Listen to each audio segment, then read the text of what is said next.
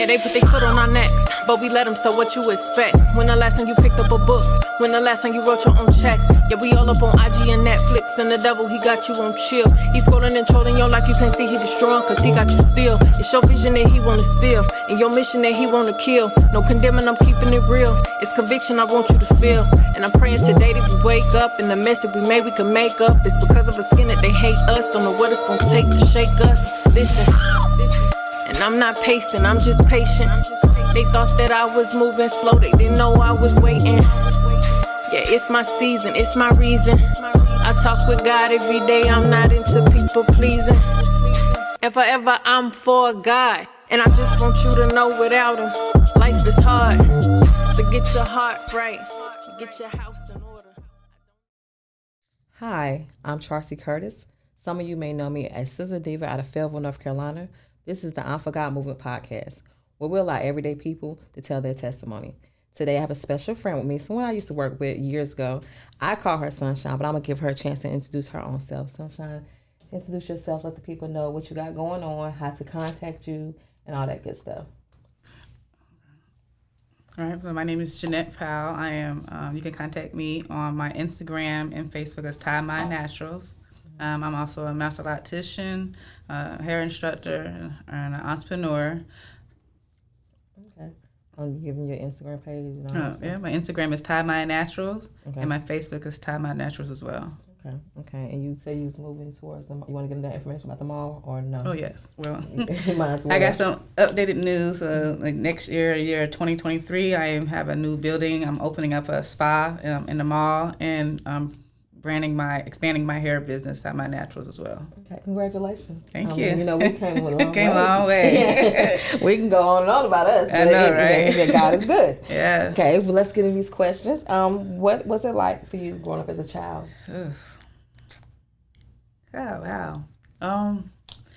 Been through a lot as a child. But you was raised in a group home, right? Correct. Okay. I was born premature, 26 weeks early, 1.5 pounds. I am blind in my left eye and deaf of hard of hearing. I read and do sign. A lot of people don't know that. Mm-hmm. I never stopped my disability, but I was treated like a black sheep of the family. Mm-hmm. My mother always pushed men, chased after men to take care of kids, and she put me and my brother in foster care growing up and stuff. So. How was it like growing up in foster care? It was hard going to a group home and going to, I remember this day, it was like this white lady, it was a social service, and she asked me, so what type of family you want to live with? You want to live with a white family, a black family? Mm-hmm. And mind you, I am mixed, I am biracial, my mama's white and my dad's black, and I wasn't sure what to say because I said, well, black, you know, and then carrying a trash bag, put all my clothes in, and then going to the hood, never know what the hood was, in the projects, and a lady named Mildred Massey was the one that took me in. So. What kept you grounded? Oh. A lot of prayer, a lot of praying and keep pushing forth that I can do this and and I knew there's going to be hope or something and hope and praying, basically. That keeps a lot of us grounded in prayer. Prayer does work. Definitely does. What is that one thing you may regret? One thing I may regret.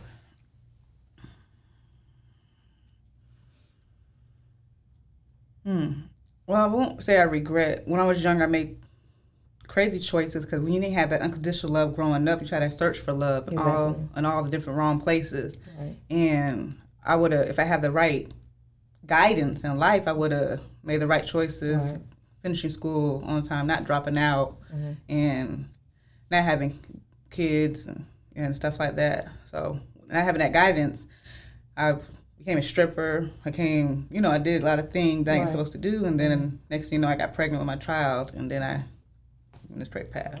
Okay.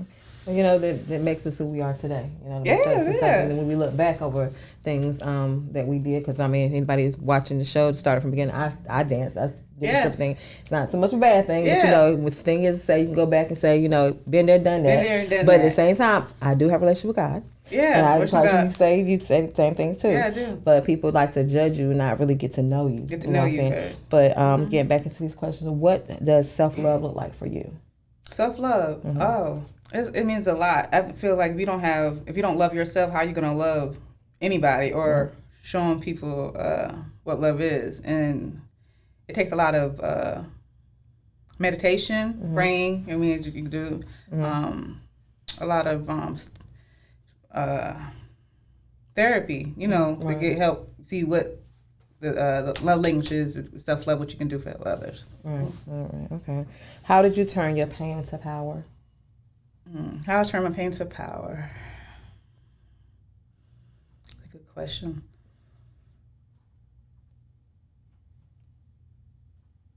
I kept pushing forward. The pain I was going through inside, I kept striving to do better, striving to better my life, raising 2 girls and going to college and going to school and that's when I turned my pain to power. And now I'm almost when I hit 45, I'm going to retire and I'm patting myself on the back and I did it. So. Yeah, you definitely did. I congratulations. I know. Like I can. If you knew, I know. I went through the turmoil. What would you like people to know about you that they don't know? Oh. Well, a lot of people don't know that I'm very, a lot of people come to me. I'm very positive, very encouraging. A lot of people, I'm outgoing. A lot of people don't know that. They think I'm an introvert. Well, actually I am, but I'm real open and stuff, Well, one thing I know that your brother is in the NFL. Oh, yes. I mean, one thing I don't know, yes. I have a brother that's in the NFL. But y'all don't have the best relationship. Huh? We did. Okay. We did. Okay. I don't mind sharing. We grew up together until teenagers. My mother separated me and my brother because my brother was her favorite.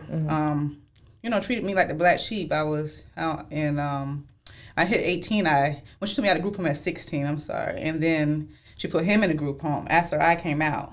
And after I turned 18, my mother was really there. I was working. I was going to high school. I was in the band. Nobody was no supportive. There was nothing. And I left. So then when I left at 18, my brother, I was going my own path. And then when I got pregnant and I see he was going to college and stuff like that, he was hurt. So that was back when I was 21. He was like, why did you leave me? And I was young. For answering him, I couldn't answer that. Look at me. I'm living in a project. Look at you. You're living your best life. I lost my track scholarship.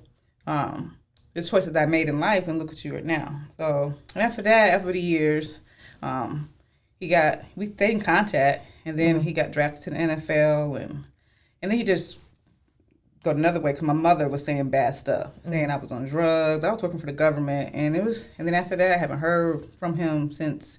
Well, he brought us tickets to the game, but I didn't know. My mother brought my uncles and everybody like that. So my brother thought, well, see, Jeanette's not coming to my game. That means she's going to abandon me again, abandonment issues. And that wasn't the case. So, yeah. And I know you had we was talking before about your daughters. This generation now just didn't breathe. I don't know who told them that they got a reset button on certain things, but, that you had, with your girls. Huh? The situation with your girls. Ooh, I made a big, my kids are very spoiled, very entitled. I made sure I provide for them and show them the unconditional love that I didn't have growing up. Right. Recently, the disrespect, how they disrespect and talk to me down on me and calling me disabled and calling me ain't nothing. And, I cut the courage and I left. I left them on there. You want to be grown, you want to talk junk, I'm going to show you what it's like out in this real world, And now they hurt, they big mad, but they getting it together. And I think they starting to see I should appreciate my mama more. Right, because I can imagine how that can feel as a parent. As a parent, it hurts, and I'm still like, it just happened recently, like August. So it's like it's still a transition, but I had to do what I had to do to self-love for myself and my peace, my sanity. Right. I don't see nothing wrong with it. Some of these kids, they need to be, If you could change one thing in your life, what would it be and why? If I could change one thing in my life. What would it be and why?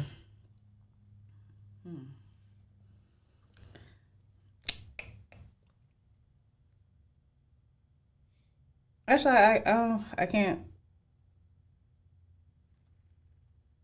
I wouldn't be who I am today if I can't go, I can't say anything right now. So. Okay.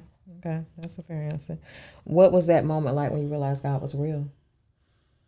Give me one of them testimonies. That he never gave up on me. I kept, even though the days I was going through my depression, every days I kept on pushing, even when in hair school, anything, when I was in nursing, anything I did, people said I couldn't do it. People said, oh, she's deaf. Oh, she can't do it. Oh, she can't, she ain't about, she don't mark it. And I'm still doing it. And that's when I know God is still by my side. So that's when you realized he was real? Mm-hmm. Okay. If God was to ask you, did you find joy in this life he gave you, what would you say? Say it again. If God was to ask you, did you find joy in this life, what would you say? Joy in this life? He gave me joy, yeah. If God was to ask you, did you bring joy to other people, what would you say? Yes. Okay. Thinking back over your life, what was that moment like when someone told you no and you turned to say yes? Oh, the different people that was in my life when I turned to a yes, everything I accomplished, me graduating nursing school, anything I was going to college, I still pushed forward. Me going to the beauty school, and I still did it. Mm-hmm. Me opening my own business and branding by myself, I still kept pushing and did it. Yeah. So when they said no, and I showed them, like, oh, Sunshine, you did it. Yes, I did, with God by my side. Yeah, that's the best. Can't lose that way. What tool would you say you are to your friends group? What tool would you say you are to your friends group? Are you an uplifter? I'm uplifting to them. I am the sunshine in their life. Okay. I'm encouraging. Okay. What does IM4GOD mean to you personally? IM4GOD means to me personally? Mm-hmm. Oh, man. Well, years ago when you get brought IM4GOD, I noticed when I used to minister, and that's when I knew IM4GOD means to me. It's a good question.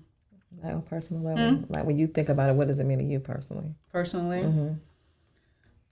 When you wear what would it come to your mind? That he's loved, that he's not going to leave me hanging. No matter what choices I made in life, he's still there. Right. Still there. Okay. And what would you tell that child out there that, in foster care that's, looking for answers and looking for self-love or anything like that? What would you tell that child out there that's watching? With the child that's out there that's in foster care, you might feel like you're sad. You feel like you're abandoned. You might feel like you're not going to make it. You're not going to have no family or anything like that. I want you to keep on pushing forward. There is light at the end of the tunnel, and you don't have to keep hurting from the past, and you can keep showing and pushing forward in life. Okay. And what would be that one thing if you would tell the people, if positive thing you would say with closing, what would you tell people? Stay focused, stay positive, stay prayed. Whatever you're going through, keep smiling, and don't let nobody tell you can't do anything in life. You can still do it. Okay, thank you. I'm gonna bring you back because we got so much other stuff coming up. Yeah, and I thank you again, and I thank y'all for watching. And like I always say, I love you, but God loves you more. Until next time.